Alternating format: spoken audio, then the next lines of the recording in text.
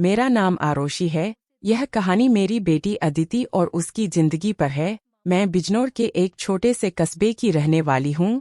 जब मैं विधवा हुई तो मेरे माँ बाप ने मेरी दूसरी शादी कर दी। एक ऐसे व्यक्ति से कर दी जिसका पहले से ही एक बेटा था और मेरे पास भी एक बेटी थी। अब मेरा बेटा और बेटी एक ही कमरे में सोते थे, मगर सुबह उठते ही मेरी बेटी बेड की चादर दिन प्रतिदिन चेंज कर देती। फिर मुझसे छुप छुप कर पुरानी चादर धोती और खुद नहाने चली जाती।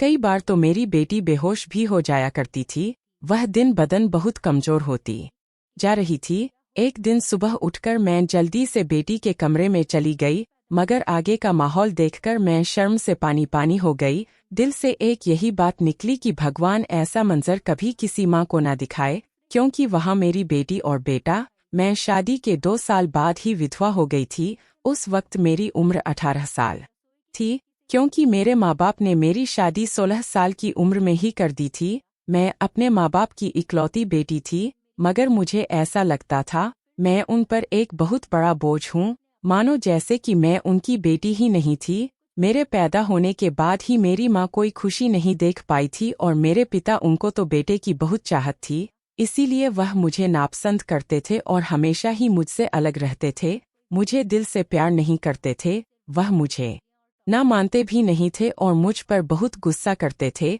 कुछ खानदानी सख्तियों की वजह से मेरे पिता दूसरी शादी भी नहीं कर सके। बस इसी कारण वह मुझसे बहुत नफरत करते थे। हर वक्त मुझसे सख्ती से ही बात करते थे और इसी वजह से उन्होंने मेरी शादी भी जल्दी ही करवा दी थी। मेरा पति सरकारी स्कूल में एक शिक्षक था। हमारी एक 3 साल की बेटी भी थी, मगर एक दिन विद्यालय से आते हुए रास्ते में उनका एक्सीडेंट हो गया और मौके पर ही उनकी मृत्यु हो गई। वह भी मेरा साथ छोड़ गए। वह दिन मेरे लिए किसी कयामत से कम नहीं था। मुझ पर तो परेशानियों के पहाड़ ही टूट पड़े थे। कुछ दिन गुजरने के बाद मेरे सास ससुर ने भी मुझे मेरे माँ बाप के घर भेज दिया। शायद उन पर भी मैं बोझ ही थी। वह भी मुझे अच्छा नहीं समझते थे।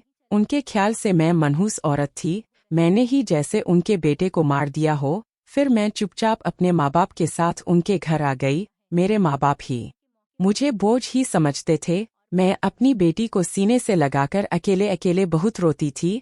फिर कुछ दिन बाद मेरे माँ बाप ने मेरी दूसरी शादी कर दी, एक ऐसे व्यक्ति से जिसका पहले से ही एक बेटा था और मेरे पास भी एक बेटी थी। हम दोनों एक जैसे थे, इसीलिए हमारी शादी हो गई, वरना मेरे तो अच्छे रिश्ते भी नहीं आते थे।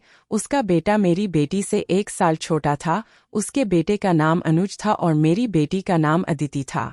हम लोग साथ ही रहने लगे और वक्त इसी तरह गुजरने लगा। देखते ही देखते अदिति 16 साल की हो गई और अनुज 15 साल का हो गया। जब अनुज के पिता का देहांत हो गया, वह भी इस दुनिया से चले गए। मतलब मेरे दूसरे पति भी हमेशा हमेशा के लिए हमें छोड़कर चले गए। उनकी हमेशा ही तबीयत खराब रहती थी। उन्हें तरह तरह की बीमारियों ने घेर रखा था, लेकिन उनकी बीमारियों के साथ जैसे तैसे गुजर बसर हो रहा था। उनके जाने के बाद मानो जैसे घर की रौनक ही उड़ गई हो। हमारा अपना मकान था, इसीलिए किराए की चिंता नहीं होती थी और मेरे घर में ही एक किराना की छोटी सी दुकान थी।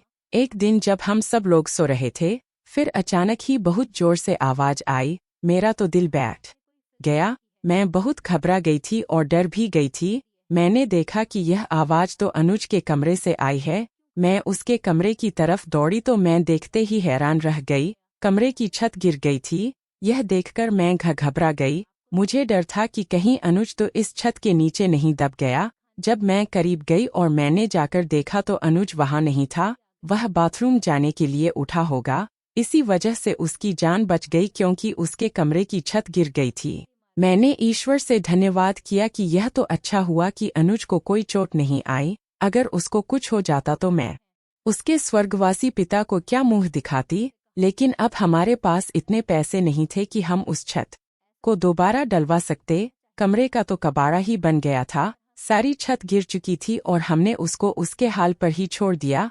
उसके बाद मैंने अपने लिए अपना बिस्तर रसोई में ही डाल दिया और कमरे में दोनों बच्चों को सोने के लिए कहा, क्योंकि बाहर तो बहुत ज्यादा सर्दी थी और बाहर कोई सो भी नहीं सकता था और कमरे में एक बेड और एक चारपाई ही थी। 2 लोग भी बहुत मुश्किल से सो पाते थे। अब वो दोनों एक ही कमरे में सोते थे। मजबूरी थी, क्या कर सकते हैं।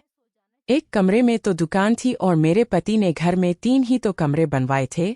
यूं तो हम 3 लोगों के हिसाब से कमरे ठीक थे, लेकिन एक कमरा दुकान के लिए भी तो जरूरी था। अब मजबूरी थी, क्या कर सकते थे, गुजारा तो करना ही था। एक दिन मेरा बेटा बेटी के कमरे में सोया तो सुबह सुबह कुछ ऐसा हुआ कि मैं चकित रह गई। अनुज तो सवेरे उठकर नाश्ता करने भी बैठ गया था, जबकि अदिति अभी तक सो रही थी। वो तो इतनी देर तक नहीं सोती थी, लेकिन आज वह इतनी देर तक क्यों सो रही थी? उसकी आदत थी कि वह सुबह जल्दी उठ जाया करती थी। मैंने उसको आवाज भी दी तो वह उठ नहीं रही थी। थोड़ी देर के बाद मैंने उसके कमरे में जाकर उसको देखा तो पता चला कि वह बेहोश हो चुकी थी। मैं बुरी तरह से घबरा गई थी कि उसको क्या हो गया। मैंने फौरन ही अनुज को बोला कि पास के ही डॉक्टर को घर बुला लाओ। डॉक्टर घर पर आया तो डॉक्टर ने कहा कि यह बेहोश हो गई है। लड़की काफी कमजोर है, खून की भी कमी है, कोई भारी काम इससे मत करवाना, बस आराम ही करवाना, फल, अच्छा खाना वगैरह खिलाइए, ठीक हो जाएगी। जब अदिति को होश आया तो मैं उसके पास गई और मैंने उससे पूछा कि तुम्हें क्या हो गया था, तो वह कहने लगी कि बस ऐसे ही बैठे बैठे मुझे चक्कर आने लगे थे और मैं बेहोश हो गई थी। मैंने अपनी बेटी को कहा कि तुम आराम करो, मैं तुम्हारे लिए नाश्ता बना कर लाती हूँ। जब मैं नाश्ता लेकर आई और मैंने आकर देखा वह अपने कमरे में नहीं थी और कमरे के बिस्तर पर चादर भी नहीं थी। मैंने बाहर जाकर उसको देखा तो वह उसी चादर को बैठकर धो रही थी। मैंने उससे पूछा, तुम यह चादर क्यों धो रही हो? तुम्हारी तो तबीयत ठीक नहीं है, डॉक्टर ने तुम्हें आराम करने के लिए कहा। मैं उस पर बहुत चिल्लाई और कहा कि यहाँ से उठो, अपने कमरे में जाओ और नाश्ता करो, कुछ खाओ पियो, तभी तो ठीक हो जाओगी। उसने कहा, नहीं, मुझे यह चादर जरूर धोनी है, बिस्तर पर बिछाने के लिए हमारे घर में एक ही तो चादर है। मैंने कहा कि अचानक से ये चादर धोने का भूत तुम्हारे सर पर क्यों सवार हो गया है? इतनी तो चादर गंदी नहीं थी जो तुम उसको धोने के लिए बैठ गई। छोड़ दो इसे, मैं खुद इस चादर को धो दूंगी, उठो यहाँ से। उसने मेरी बात नहीं मानी और चादर को छत पर सुखाने के लिए चली गई। उसके बाद ही उसने नाश्ता किया, फिर थोड़ी देर के लिए वह सो गई और अनुज भी काम पर जा चुका था। उसको सिर्फ मैंने हाई स्कूल तक ही पढ़ाई करवाई थी और वह एक कपड़े की दुकान पर काम करता था। वह बहुत ही मेहनती था। घर वाली दुकान तो मैं खुद ही चला लिया करती थी। वैसे भी उस दुकान में ज्यादातर बच्चे ही आते थे। दिन इसी तरह से गुजर गया। उस दिन अनुज ने मुझसे कहा, आज मैं खाना खाकर आया हूँ। वो देर से आया था और अदिति भी पहले से ही कमरे में सो चुकी थी। वह भी जाकर कमरे में सो गया। मैंने भी रसोई में अपनी चारपाई डाल रखी थी। जगह बदलने की वजह से मुझे नींद नहीं आ रही थी। मैं अपने पति को याद ही कर रही थी। दूसरा पति मेरा बहुत अच्छा था, मेरा बहुत ख्याल रखता था। उसने कभी भी मुझे पहली शादी का ताना नहीं दिया था और मेरी बेटी को वह हमेशा अपनी ही बेटी समझता था। और मैंने भी अनुज को कभी नहीं बताया था कि वह मेरा सौतेला बेटा है। उसने भी मुझसे अपने हिस्से का प्यार ले लिया था। वह मुझे सगी माँ से भी ज्यादा प्यार करता था और मेरा कहना भी मानता था। वो उस घर में अकेला ही मर्द था, वह हमारा इकलौता ही सहारा था, वरना हम 2 औरतें कहाँ जाती। काम भी अच्छे तरीके से कर रहा था। मैंने उसे कहा भी था कि वह आगे की पढ़ाई पढ़ ले, क्योंकि अगर उसके पास कोई अच्छी डिग्री होगी तो नौकरी भी अच्छी मिल जाएगी। वह मेरी बात मान लेता था। सुबह सुबह फिर से कुछ ऐसा हुआ कि मैं हैरान रह गई। अदिति फिर से बेहोश हो चुकी थी और इस बार तो उसकी शक्ल देखकर लग रहा था जैसे उसके जिस्म का सारा खून ही खींच लिया गया हो। वो बिल्कुल पीली पड़ गई थी। फिर मैंने डॉक्टर को बुलवाया। डॉक्टर ने वही बात कही कि मैंने आराम करने को कहा था। इसको खाने में क्या खिलाया था आपने? मैंने उनको सारी बात बताई। मैंने कहा कि वही दाल सब्जी खिलाई थी और फल भी खिलाए थे।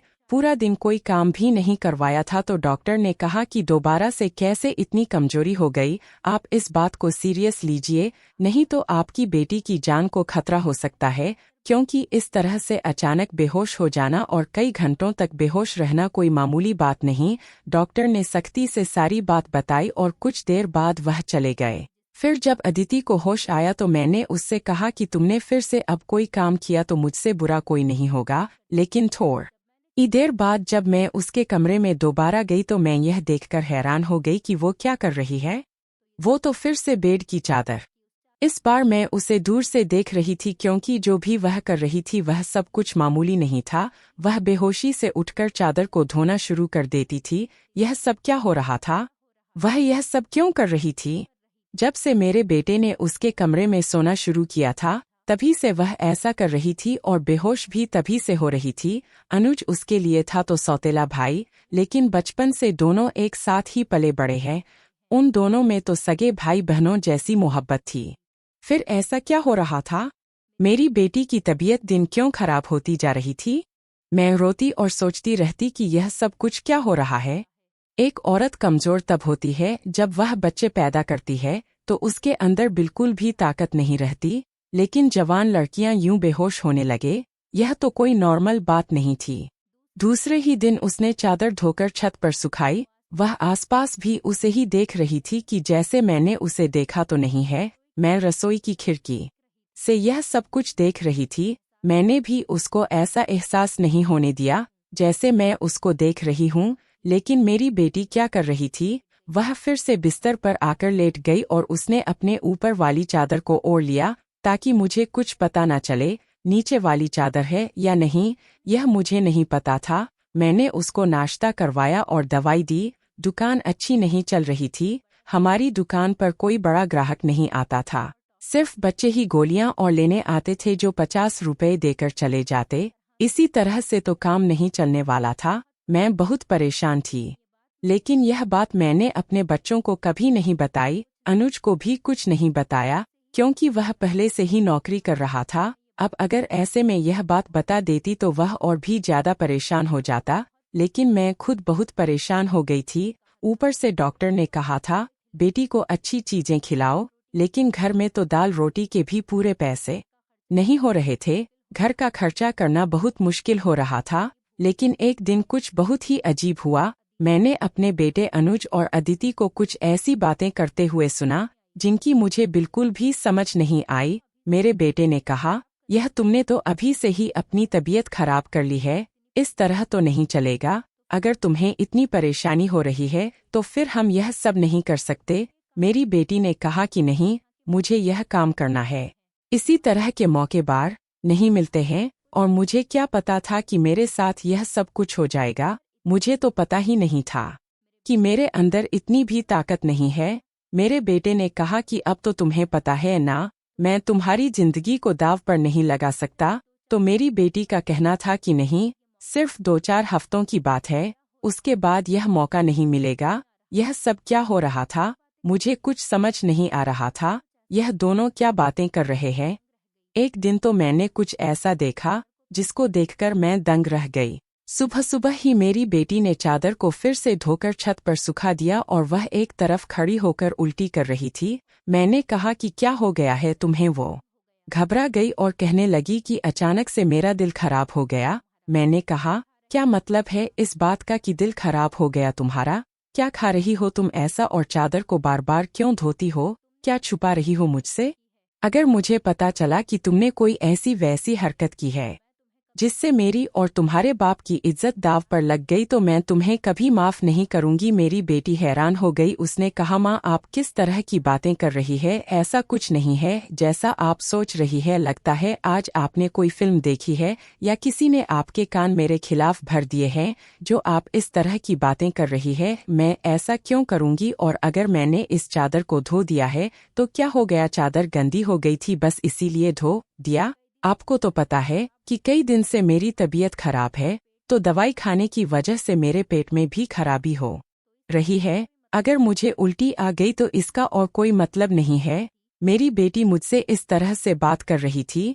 मैंने उसके मुंह पर थप्पड़ दे मारा और वो जमीन पर गिर गई। तभी अचानक अनुज भी आ गया। उसने कहा कि माँ, आप ये क्या कर रही है? आपने इस पर हाथ क्यों उठाया? तो मैंने उससे कहा, हाँ, मैंने इसको मारा है, इस पर हाथ उठाया है। ऐसा तो मुझे बहुत पहले ही करना चाहिए था, लेकिन अभी मैं पूरी तरह से बात की तह तक नहीं पहुंची हूँ। जिस दिन मुझे पता चल गया तुम दोनों के बारे में, उस दिन देखना। अब मुझे खुद पता नहीं था कि मुझे क्या हो गया था। मेरे दिल में जो बात आ रही थी मैं वही बोलती जा रही थी, जो कि मुझे इस तरह नहीं करना चाहिए था। रात को अचानक मेरी आंख खुली और मैंने देखा कि मेरे बच्चों के कमरे की लाइट जल रही थी। उस वक्त वह क्या कर रहे थे? उनको तो इस समय सो जाना चाहिए था और मुझसे तो शाम को कह रहे थे कि आज हम जल्दी सो जाएंगे। मैं जब कमरे के करीब गई तो वो न सिर्फ जाग रहे थे बल्कि बातें भी कर रहे थे। किसी बात पर बहुत बहुत ज्यादा खुश हो रहे थे। मेरा बेटा कह रहा था कि तुम बहुत खुशकिस्मत हो, तो बेटी कहने लगी कि हाँ, खुशकिस्मत तो मैं हूँ, लेकिन अभी कल फिर से जब मेरी तबीयत खराब होगी तो माँ मुझे देखकर बहुत परेशान हो जाएंगी। कब तक ऐसा झूठ बोलेंगे? बेटा बोला, बस कुछ दिन और कर लेते हैं, फिर सब कुछ ठीक हो जाएगा। मैं उनकी बातें सुनकर हैरान रह गई। आज मुझसे रहा नहीं गया। मैंने कमरे के दरवाजे को खोलने की कोशिश की तो मैं हैरान रह गई। उन्होंने दरवाजे को अंदर से बंद क्यों किया था? क्या वजह थी दरवाज़ा अंदर से बंद करने की? वैसे भी अब मौसम बदल रहा था, उनको दरवाज़ा खोलकर सोना चाहिए था। मैंने दरवाजे पर बार बार दस्तक देना शुरू कर दिया, लेकिन इस तरह से दस्तक देने के बावजूद भी उन लोगों ने दरवाज़ा खोलने में आधा घंटा लगा दिया। और उसके बाद जब मैंने कमरे में देखा तो उनके अलावा कमरे में कोई भी नहीं था और वह दोनों ऐसी शक्ल बनाकर बैठे थे जैसे नींद से जागे हो। मैंने कहा, इतनी देर में दरवाज़ा क्यों खोला है? तो कहने लगे, हम सो रहे थे। मैंने कहा कि झूठ नहीं बोला करो, तुम लोग जाग रहे थे और बातें कर रहे थे। उन्होंने कहा कि हम क्यों इस समय जागेंगे और क्यों बातें करेंगे? हमारा कौन सा कल पेपर है जो हम तैयारी करेंगे और जागेंगे? हम लोग तो सो रहे थे। मुझे उन दोनों की हरकतें समझ नहीं आ रही थी। मेरे पास बोलने के लिए कोई शब्द नहीं थे।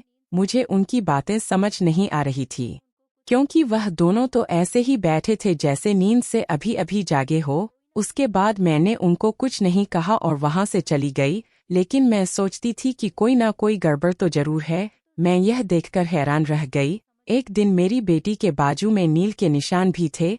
यह तो जख्म के निशान थे। मुझे समझ नहीं आ रही थी कि उसे क्या लगा था। मैंने उससे पूछा तो उसने कहा कि छुरी लगी है, लेकिन छुरी तो उंगली पर लगती है, बाजू पर नहीं। मेरी बेटी कोई ना कोई बात ऐसी है जो मुझसे छुपा रही थी। कभी बेहोश हो जाती थी, कभी उसके शरीर पर अजीब अजीब तरीके के निशान होते थे और कभी उठकर अपने बेड की चादर धोने लग जाती थी और मुझे कमरे में जाने नहीं देती थी। मेरा दिमाग जिस तरफ जा रहा था, मैं वैसे ही सोचना नहीं चाहती थी। मेरी गलती थी। मैंने आग और पानी को क्यों एक साथ रखा? मुझे ऐसा नहीं करना चाहिए था। मैंने सोच लिया कि मुझे अब क्या करना है। जवान लड़का और लड़की को मुझे एक साथ एक ही कमरे में नहीं सोने देना चाहिए था। गलती तो मेरी ही थी। मुझे इन सब बातों का ध्यान रखना चाहिए था। अनुज था तो अदिति का सुतेला ही भाई। नियत बदलते देर नहीं लगती। जवानी की इस उम्र में बच्चे बुरी संगतों में पड़ ही जाते हैं। सगा भाई तो सगा होता है और सौतेला भाई सौतेला। तो फिर मैं कैसे सौतेले भाई बहन को एक साथ एक ही कमरे में सुला रही थी? यह मेरी ही गलती थी। जब हम ही बच्चों पर ध्यान नहीं देंगे, परेशानियां तो पैदा ही होंगी। अच्छी बुरी बातों का ध्यान तो हमें ही रखना होता है। बच्चे तो नादान होते हैं और नादानी में ही बहुत सारी गलतियां कर बैठते हैं। जैसे जैसे विचार मेरे दिमाग में आ रहे थे, अगर यह सारे विचार सही हो गए तो फिर सारा का सारा कसूर मेरा ही होगा। मैंने अपने बेटे और बेटी पर नजर रखी थी। एक दिन मेरा बेटा बेटी को कोई चीज लाकर दे रहा था। मैं छुपकर उनकी बातें सुनने लगी। उसने कहा कि यह तुम्हारी दवाई है, परेशानी के लिए यह दवाई ले लो तो सब कुछ ठीक हो जाएगा। उसने मेरी बेटी को छुपाकर वह गोलियां दी। मैं परेशान हो गई कि ये किस चीज की गोलियां उसको दे रहा है। आखिर ऐसी क्या बात है जो परेशानी ये दोनों हल करना चाहते हैं और उसके बारे में मुझे नहीं पता। और यह दवाइयां कुछ अजीब से क्यों लग रही थी? मेरी बेटी ने भी वो दवाइयां फौरन से पकड़ ली और उनको अपने दुपट्टे के पल्लू में छुपा लिया। बेटे ने कहा कि रात को सोने से पहले खा लेना तो फिर अगले दिन तुम बेहोश बिल्कुल भी नहीं होगी। और 2-3 दिन तक तो मेरी बेटी वाकई बेहोश नहीं हुई थी, लेकिन उसके बाद शायद उसकी वो गोलियां खत्म हो गई और एक दिन बाद फिर से मेरी बेटी बेहोश हो गई थी। मेरा बेटा भी घर पर नहीं था, इसीलिए मैंने आज फायदा उठाने के बारे में सोचा। मैंने वह चादर बहुत ही होशियारी से बेटी के नीचे से खींच ली और उसको तरीके से तय करके अपने कमरे में ले आई। मुझे खोलकर देखना था कि इस पर ऐसा क्या लगा होता था जिसकी वजह से मेरी बेटी सुबह उठते ही उसे धोना शुरू कर देती थी और यहाँ तक कि अपनी बीमारी का भी ख्याल नहीं करती। जब मैंने चादर को खोलकर देखा तो पहले तो मुझे कुछ नजर नहीं आया। अपनी बीमारी का भी ख्याल नहीं करती। जब मैंने चादर को खोलकर देखा तो पहले तो मुझे कुछ नजर नहीं आया, लेकिन जब मैंने ध्यान से देखा तो यह देखकर मैं हैरान रह गई कि उस चादर पर सफ़ेद सफ़ेद बाल थे और पूरी चादर बालों से भरी हुई थी। मुझे समझ नहीं आई यह किस चीज़ के बाल हैं, क्योंकि यह बाल बिल्कुल सफ़ेद और छोटे छोटे बाल थे। मैं हैरान हो गई, लेकिन मुझे यह बात समझ नहीं आई। मैं सोचती रही कि यह सब कुछ क्या हो रहा है। मैं बेटे और बेटी की हरकतों पर नज़र रख रही थी, इसीलिए सारा कुछ अपने दिमाग में सोच रही थी, लेकिन मैं किसी नतीजे पर नहीं पहुंची थी। तब तक मेरी बेटी को यह पता चल ही गया कि चादर मैंने देख ली है, तो वो मेरे पास आकर बैठ गई और कुछ अजीब सी घबराई हुई नजर आने लगी। उसके बाद मैंने उससे पूछ लिया कि क्या बात है, क्यों परेशान लग रही हो? तो उसने कहा कि माँ, वो चादर कहाँ है? तो मैंने उससे कहा कि वो तो मैंने धोकर डाल दिया। यह कहकर वह मेरे पास से जाने लगी तो मैंने उसका हाथ पकड़कर उसे रोक लिया और मैंने कहा कि मैं सब कुछ देख चुकी हूँ। उस चादर पर जो भी लगा हुआ था मुझे बता दो, यह सब कुछ क्या है? तुम मुझसे इतने दिनों से क्या छुपा रही हो? मैं बहुत परेशान हो गई हूँ। मेरे दिमाग में बहुत बुरे बुरे विचार आ रहे हैं। वह मेरे पास बैठ गई और फिर मेरी बेटी ने मुझे ऐसी बात बताई कि मेरे कदमों तले से जमीन निकल गई। मेरी बेटी ने मुझे बताया, साथ साथ थोड़ी सख्ती भी रखें और वह क्या गलती कर रहे। दरअसल हमने देख लिया था कि इस घर के हालात अच्छे नहीं चल रहे, घर की दुकान भी नहीं चल रही थी और भैया भी कुछ खास पैसे नहीं कमा रहे थे, लेकिन हमें ऐसा कोई काम नहीं मिल रहा था जो हम लोग कर पाते। फिर भैया के एक दोस्त ने उसको एक काम दिया। दरअसल उसने कुछ बहुत ही नस्ली किस्म के बिल्ली के बच्चे रखे हुए थे, जो कि 3 से 4 की तादाद में थे, लेकिन उनको संभालना उसके बस से बाहर था। इसीलिए उसने हमें उन बच्चों को संभालने का काम दिया और उस काम के बहुत सारे पैसे दिए। दरअसल भैया भी पूरा दिन वहीं होते थे, लेकिन रात में भाई को आराम भी करना होता था, इसीलिए उन बिल्ली के बच्चों को कमरे में ले आते थे और मैं उनको संभाल लेती थी।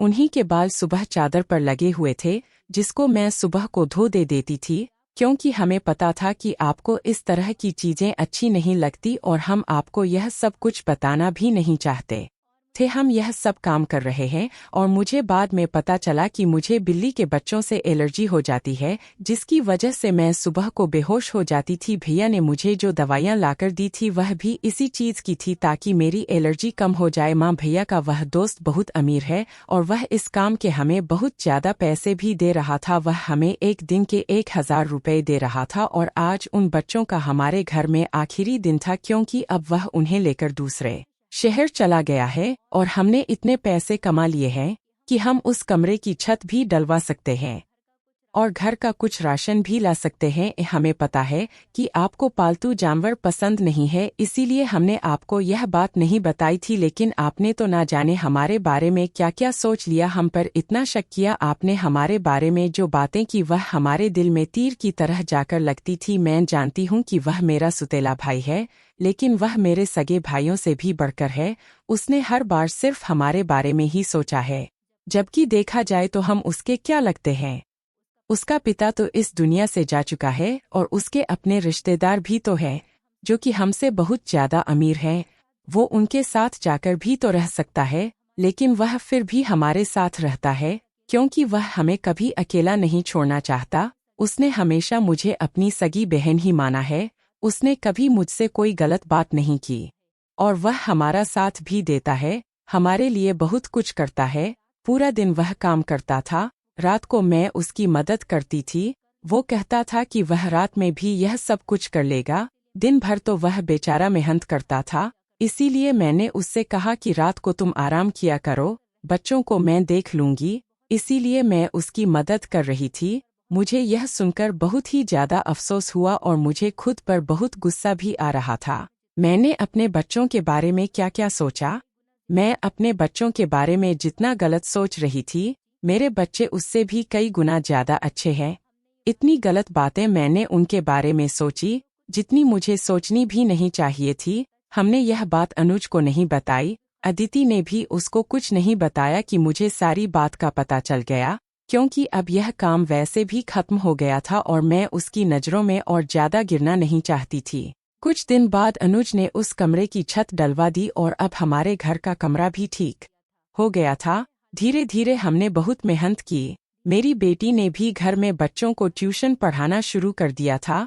हमारे हालात पहले से बेहतर होने लगे। धीरे धीरे इतने बेहतर हो गए कि हमारे घर में कोई तंगी नहीं रही। मेरे साथ जिंदगी ने बहुत बुरा किया था, लेकिन अच्छा यह किया कि मुझे बहुत ज़्यादा नेक और अच्छे बच्चे दिए, चाहे वह मेरे अपने थे या पराए। ईश्वर की कृपा से मेरे दोनों बच्चे बहुत ही मेहनती हैं और इस बात को समझते हैं कि अभी उनकी मेहनत के दिन है। हाथ पर हाथ रखकर नहीं बैठ सकते, क्योंकि उनके सर पर पिता का साया नहीं था और मैं भी कुछ खास कर नहीं सकती थी। इस बात का को एहसास था और यह एक बहुत बड़ी बात है। ईश्वर की कृपा है कि अब सब कुछ ठीक हो गया। ऊपर वाले का लाख लाख शुक्र हुआ। जैसा मैं सोच रही थी वैसा कुछ नहीं हुआ, लेकिन ऐसा हो भी सकता था। अगर ऐसा होता तो मैं कहाँ जाती। बस आखिर में इतना कहना चाहूंगी, जो ऊपर वाला चाहता है होता वही है। मेरे बच्चे बहुत समझदार हैं और उनके दिल में कोई ऐसी बात नहीं है, लेकिन फिर भी मैं ऐसी माँओं को नसीहत करूंगी। बच्चों के साथ के इस मामले में थोड़ी एहतियात जरूर करें और वह गलती ना करें जो मैंने अपने बच्चों के साथ की है। मुझे दोनों को एक कमरे में नहीं रखना चाहिए था, क्योंकि जो ना हुआ और वह हो भी सकता था, और अगर वह हो जाता तो सब कुछ खत्म हो जाता। मेरे बच्चे तो समझदार थे, शायद मेरे साथ इसीलिए ऐसा नहीं हुआ। अपने बच्चों का ध्यान रखें, उनकी जिंदगी पर भी ध्यान रखें और वह कब क्या कर रहे हैं इस बारे में पूरी जानकारी रखें और बच्चों पर प्यार करने हैं क्या नहीं, इन सब बातों के बारे में उनसे जानकारी लेते रहें और इस बात का ध्यान रखें जब बच्चे जवान हो जाएं तो उनका बिस्तर अलग कर देना चाहिए। आपसे भी यही सब कहूंगी कि अपने बच्चों का ध्यान रखें। दोस्तों, उम्मीद करती हूं आपको हमारी कहानी पसंद आई होगी। कहानी पसंद आई है तो वीडियो को लाइक करें, चैनल पर नए हैं तो चैनल को सब्सक्राइब करें और हाँ, नोटिफिकेशन बेल को जरूर दबाएं ताकि अगली अपडेट सबसे पहले आपको मिले।